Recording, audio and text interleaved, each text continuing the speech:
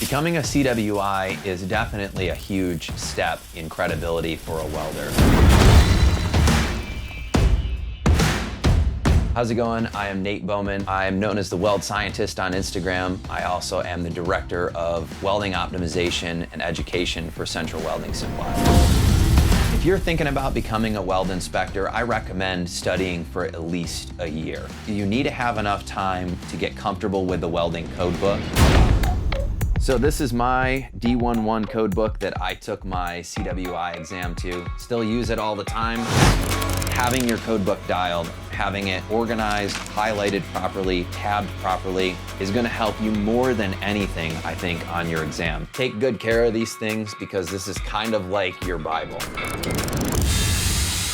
One of the biggest things that I found that helped me was having a mentor. For me, it was this guy, Dick Rhodes. We still talk to this day. Him and I spent a lot of time together when I was studying. You can learn from their mistakes, you can learn from their experiences. And you also need to have enough time to put yourself in some situations where you're using some of your skills that you would use as a weld inspector. So this is pretty common practice for a weld inspector. This is nitric acid and methanol mix. What we're doing is we're using that chemical to etch the steel so that we can see basically the penetration profile of the weld. If it's something that you've been doing, you're familiar with doing, it kind of takes a lot of the pressure off. I highly recommend taking a week-long seminar before you take the exam.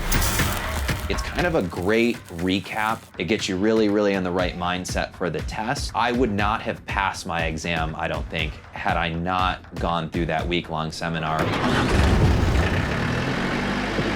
One of the things that you gotta realize is there is a certain amount of credibility that you gain when you get your CWI. If you have that credibility, people are gonna look to you for answers. Being able to be the type of person that can be humble and helpful to other people is really what your role is as an inspector. Being able to solve the problems and work through problems as they come up. Because welding as an industry is changing, it's not the way that it used to be. The sky's really the limit with what you want to do once you have one of these credentials.